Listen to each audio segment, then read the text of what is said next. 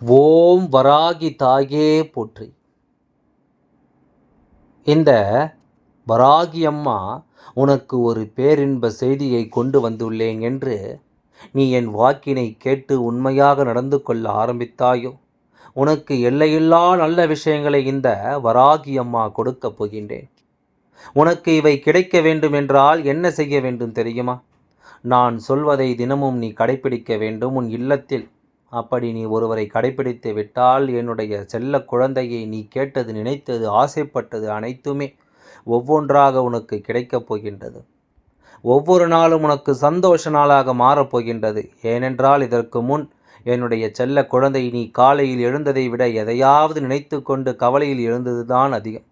நீ சந்தோஷமாக இருக்க வேண்டும் என்று சொல்லி அவர்கள் உயிருக்கு உயிராக இருந்தவர்கள் என்றும் உன்னை பிரியாது இருப்பேன் என்று சொன்னவர்கள், உனக்கு வாக்கு கொடுத்தவர்கள், உன்னை விட்டு பிரிய மாட்டேன் என்று அன்பாய் பேசி பொய்யாய் உறவாடிய நபர்களால் ஒவ்வொரு நாளும் என்னுடைய செல்ல குழந்தையானது மரண வலியை சுமந்து கொண்டு வந்தது. எனக்கு தெரியாமல் இல்லை. நான் பார்க்க முடியாத அளவிற்கு நீ வருத்தப்பட்டது போதும். இனி உன் வாழ்க்கையை மாற்றி அமைக்க இந்த அம்மா, வராகி அம்மா வாய்ப்பு தருகிறேன்.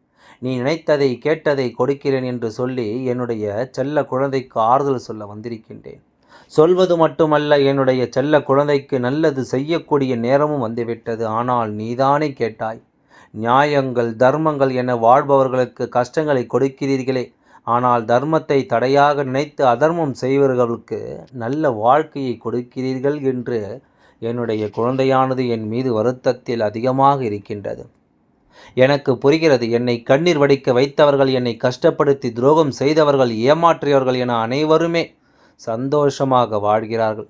ஆனால் நல்லது செய்ய வேண்டும், அடுத்தவர்களுக்கு துரோகம் செய்யக்கூடாது, கெடுதல் செய்யக்கூடாது, பொறாமைப்படக்கூடாது என நான் நேர்மையாக வாழ்ந்தேன். அப்பாவியாக இருக்கும் என் வாழ்வில் எந்த ஒரு மாற்றமும் இன்னும் கடுகளவு கூட ஏற்படவில்லையே. என்னுடைய குழந்தைக்கு மிகப்பெரிய வருத்தத்திலும் மிகப்பெரிய சோகத்திலும் இருக்கிறதே. இன்று இந்த வராகி அம்மாவின் வாக்கினை நீ கேட்க காரணம் என்ன தெரியுமா? உன்னுடைய நேர்மை, உன்னுடைய நல்ல குணம், உன்னுடைய உண்மையான அன்பு. அதனால்தான் இந்த வாக்கினை உன்னை நான் கேட்க வைத்து உன்னுடைய கஷ்டத்தில் நான் துணை வருவேன். உன் கஷ்டத்தை நான் சரி செய்வேன். உன் வாழ்க்கையில் எவ்வளவு பிரச்சனைகள் இருந்தாலும் நான் உனக்கு சரி செய்து கொடுப்பேன். உன் வாழ்க்கையை சந்தோஷமாக மாற்றுவேன். இப்பொழுது நான் சொல்வது மட்டுமல்ல, செய்யவும் போகிறேன். ஏனென்றால் என் குழந்தையை படாத துன்பங்களையும் படாத கஷ்டங்களையும் அனுபவித்து விட்டாய். இனி என் வாழ்க்கை நான் ஏன் வாழ வேண்டும் என்ற நிலைக்கு தள்ளப்பட்டிருக்கிறாய். இந்த உலகத்தில் உன்னை சுற்றி பல உறவுகள் இருக்கின்றார்கள். உனக்கு உதவி செய்ய எவரும் இல்லை என்று நீ வருத்தப்படுவதும் இந்த வராகி அம்மாவுக்கு புரியாமல் இல்லை. அந்த வருத்தத்தால் உன் வாழ்க்கை மாறவே மாறாது என்று முடிவுக்கு வந்துவிட்டாய். ஆனால் என் செல்ல குழந்தையே, நான் சொல்வதை கேள். ஒவ்வொரு தருணத்திலும் நான் சொல்லக்கூடிய ஒரே விஷயம் இது மட்டும்தான். அது என்ன தெரியுமா? நம்பிக்கை என்ற ஒரு ஆத்மார்த்தமான விஷயத்தை உனக்குள் நீ கவனம் செலுத்த வேண்டும். அந்த நம்பிக்கைதான் நாளை மாற்றம் ஏற்பட காரணமாக போகிறது. அதுவும் யாருக்காக இழந்திருக்கிறாய் தெரியுமா? பொய்யாய் உன்னை நேசித்தவருக்காக, பொய்யாய் உன் மீது அன்பு காண்பித்தவருக்காக, பொய்யான வாழ்க்கையை வாழ்பவருக்காக உன் தைரியத்தை நீ இழந்து நிற்கின்றாய்.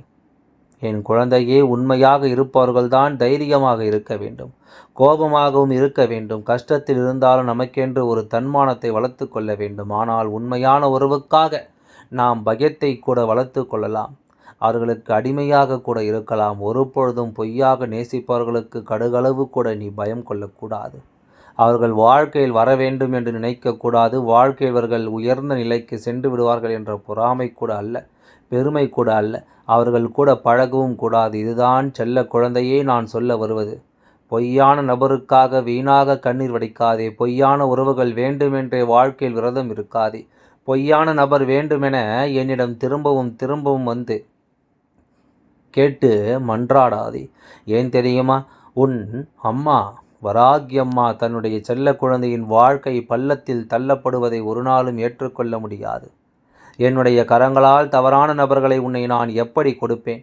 நீ ஒரு அம்மாவாக இருந்தால் உன்னை ஏமாற்றுபவர், வருங்காலத்தில் உன்னை சரியாக பார்த்து கொள்ளாதவர், உன்னை சரியாக கவனித்து கொள்ளாதவர், தவறான நபர் என்று தெரிந்தும், அவர் உனக்கு பொருத்தம் இல்லாத நபர் என்று தெரிந்தும் உன் அம்மாவாக உன் வாழ்க்கை எப்படி மணமுடிப்பார், எப்படி வாழ்க்கை துணையாக மாற்றுவார். அதனால்தான் என் செல்ல குழந்தையே சில விஷயத்தை காலதாமதம் ஏற்படுத்துகின்றேன். இது ஒரு சில குழந்தைகளுக்கு தெரிவதில்லை. அவர்கள் இதையும் மீறி செய்தது சில விஷயங்களுக்கு சின்ன சின்ன தண்டனைகளை கொடுத்தாக வேண்டிய கட்டாயத்தில் இருக்கின்றேன். கண்டிப்பாக அவர்கள் எதற்கு பதில் சொல்லியே ஆக வேண்டும். ஏனென்றால் ஒவ்வொரு நாளும் என்னுடைய செல்ல குழந்தையின் கண்ணீரை பார்த்து சில பேர் ரசித்து கொண்டிருக்கிறார்கள். இன்னும் சில பேர் அவமானப்படுத்தி பேசி கொண்டிருக்கின்றார்கள். இன்னும் சில பேரோ நீ எல்லாம் எங்கு உயர்ந்திடப் போகிறாய், நான் மட்டும் இல்லை என்றால் உன் வாழ்க்கையே மண்ணாக மாறிவிடும் என்று தூற்றிக் கொண்டிருக்கிறார்கள். அவர்கள் கண் முன்னே என் குழந்தை நான் வாழ வைக்க வேண்டும் என்று வைராக்கியமாக இருக்கின்றேன். அது மட்டுமல்ல, இன்றிலிருந்து உன் வாழ்க்கையிலும் நான் வரப்போகிறேன், வந்து விட்டேன். ஏனென்றால் நான் வந்தால்தான் இந்த வாக்கினை உன் கண்ணில் பட்டிருக்கிறது, நீ கேட்கவும் செய்திருக்கிறாய். நான் உன் வாழ்க்கையில் வரவில்லை என்றால் இதையெல்லாம் நீ பார்க்கவும் முடியாது. என்னுடைய உருவ புகைப்படமாக இருக்கட்டும், ஒருவர் சிலையாக இருக்கட்டும், நீ என்னை பார்க்கவே முடியாது. இதுதான் சத்தியமே தவிர எப்பொழுதும் நான் உனக்கு துணையாக இருக்கலாம் என்று முடிவு செய்து விட்டேன். உன் வாழ்க்கையை உயர்த்தலாம் என்று நான் முடிவு செய்துவிட்டேன். ஒவ்வொரு தருணமும் உனக்கு தாயாகவும் தந்தையாகவும் உன்னை வழிநடத்த நான் இருக்கின்றேன். எதற்காகவும் நீ கவலைப்பட வேண்டாம். உனக்கான அனைத்தையும் இன்றே நான் செய்ய ஆரம்பிக்கப் போகிறேன். ஆனால் இன்று நீ ஒரு முடிவு செய்து கொள்ள வேண்டும். அது என்ன தெரியுமா? என் வாழ்க்கை உயரப் போகின்றது. என் வாழ்க்கையில் நான் இழந்த அனைத்தையும் என்னுடைய அம்மா வராகி அம்மா கொடுக்கப் போகின்றாள். ஒவ்வொரு தருணமும் நான் மகிழ்ச்சியாக என் குழந்தையின் வாழ்க்கையில் வாழப் போகின்றேன். ஒவ்வொரு தருணத்திலும் என்னுடைய அம்மா என் கூட இருக்கின்றாள் என்று இந்த அம்மாவின் தாரக மந்திரத்தை மட்டும் தினமும் ஒரு முறை சொல். அதுவே போதுமானது. நிச்சயமாக எந்த உதவியாக இருக்கட்டும், எப்பேற்பட்ட விஷயமாக இருக்கட்டும், என்னுடைய உதவி என்பது நீ கேட்காமலேயே உன்னுடைய இல்லம் தேடி ஓடோடி வரும். இதில் எந்த மாற்று கருத்தும் கிடையாது. நீ எவ்வளவு கூட சந்தேகப்பட வேண்டிய அவசியம் இருக்காது. ஆனால் வெள்ளிக்கிழமையில் நான் சொல்வது போல 2 அகல் விளக்கு நீ ஏற்ற வேண்டும். சிகப்பு திரி போட்டு என் புகைப்படத்திற்கு முன்னாலோ அல்லது சிலைக்கு முன்னாலோ ஒரு அகல் தீபத்தை ஏற்றிவிட்டு, அம்மா என் இல்லம் தேடி வாருங்கள், என்னுடைய கஷ்டத்தை பாருங்கள் என்று அழுது கொண்டு சொல்லாதே. என்னுடைய அம்மா வரப்போகின்றாள் என்று ஆனந்த கண்ணீரோடு சொல்ல வேண்டும். அப்படி எனக்காக நீ செய்வாயானால் நான் உனக்கான ஒரு பேரின்ப செய்தியை மட்டும் அல்லாமல் அந்த பேரின்பத்தை உன் வாழ்வில் நிகழ்த்தப் போகிறேன். நம்பிக்கையோடு கேள், எல்லாம் நல்லதாகவே நடக்கும். நான் என்றும் உன்னுடனே துணையாக இருந்து உன்னை நல்வழி நடத்தி செல்லப் போகின்றேன். அது மட்டுமல்ல, உனக்கு வரக்கூடிய பெரிய ஆபத்துகளிலிருந்து உன்னை காப்பாற்றி உன்னுடைய உடல் நலனையும் உன்னுடைய குடும்ப நலத்தையும் நான் மீட்டெடுக்கப் போகிறேன். அதுவரையில் உனக்கு பொறுமை என்பது கொஞ்சம் அவசியம் தேவைப்படுகிறது. நம் அம்மா பார்த்து வாக்கு கொடுத்து விட்டால் இனி நமக்கு நல்லது நடக்கும் என்பதை நீ நினைவில் வைத்து கொள்ள வேண்டும். என் அன்பு குழந்தையே, சந்தோஷம் என்பது என்ன தெரியுமா? பிரச்சனை இல்லாமல் வாழ்க்கை வாழ்வது கிடையாது. எவ்வளவு பிரச்சனைகள் வந்தாலும் அதையெல்லாம் சமாளித்து அந்த சூழ்நிலைகளை எல்லாம் வெற்றியாகி நிம்மதியாக இருப்பதே உண்மையான சந்தோஷம் என்பதை நீ புரிந்து கொள்ள வேண்டும். இது என் குழந்தைக்கு நிரந்தரமான சந்தோஷம்தான் வாழ்க்கையில் அமையப் போகிறது. இனி எத்தனை அர்த்தங்கள் வந்தாலும், எத்தனை துயரங்கள் வந்தாலும் அதையெல்லாம் மிக எளிமையாக கடந்து வரவும் ஜெயித்து வரவும் அத்தனை திறன்களையும் நான் உனக்கு கொடுக்கப் போகின்றேன். உன் வாழ்க்கையில் உனக்கு மிகப்பெரிய நம்பிக்கையும் துணிச்சலையும் தைரியத்தையும் இந்த அம்மா வராகி அம்மா கொண்டு வந்து கொடுக்கப் போகிறேன். அது மட்டுமல்ல, நீ இன்னொரு விஷயத்தை உனக்குள்ளே பழகி கொள்ள வேண்டும். அது என்ன தெரியுமா? உன்னிடத்திலேயே புன்னகையும் மௌனத்தையும் நீ எப்பொழுதும் வைத்திருக்க வேண்டும். ஏனென்றால் பல பிரச்சனைகளையெல்லாம் கடந்து வருவதற்கு இந்த 2மே உனக்கு ஆயுதங்களாக பயன்பட போகிறது. உன்னுடைய அழகான புன்னகை என்பது பல பிரச்சனைகளை உனக்கு தீர்த்து வைக்கும். அதே சமயத்தில் உன்னுடைய மௌனம் என்பது பல பிரச்சனைகளை உனக்கு மீண்டு வராமல் தடுத்துவிடும். சரியான இடத்தில் நீ சிரித்து விட்டாலே சில பிரச்சனைகள் எல்லாம் காணாமல் போய்விடும். உன் முகத்தில் இருக்கின்ற அழகான புன்னகை ஒட்டுமொத்த மனநிலையும் மாற்றிவிடும். அதனால் பிரச்சனைகள் எளிதில் முடிந்து விடுவதற்கும் வாய்ப்புகள் இருக்கிறது.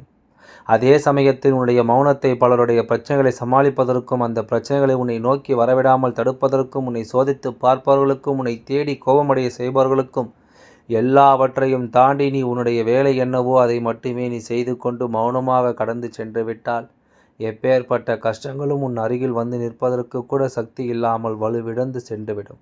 அதனால் இந்த 2ஐயும் நீ எப்பொழுதுமே உன் வாழ்க்கையில் பயன்படுத்த வேண்டும் என்பதை மறந்து விடாதே. இந்த வாழ்க்கையில் வெற்றியும் தோல்வியும் யாருக்கும் நிரந்தரம் கிடையாது. ஆனால் இந்த வாழ்க்கையை யாரெல்லாம் நன்றாக வாழ வேண்டும் என்று நினைக்கின்றார்களோ அவர்களுக்கு போராட்டங்கள் அதிகமாகத்தான் இருக்கும். அந்த போராட்டம் நல்லபடியாக முடிய வேண்டுமென்றால் அதில் வெற்றி கிடைக்க வேண்டும் அல்லவா?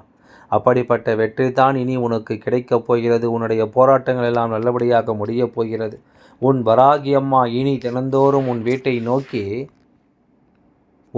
உனக்கு சந்தோஷமான வாக்கினை கொண்டு வரப்போகின்றேன். இந்த அம்மாவின் வாக்கினை தினந்தோறும் நீ கேட்டுக்கொண்டே இரு. நிச்சயமாக உன் வாழ்க்கையில் கொஞ்சம் கொஞ்சமாக எல்லாம் நல்லபடியாக நடந்து முடியும். ஓம் வராகி அம்மா தாயே போற்றி போற்றி போற்றி. நன்றி, வணக்கம்.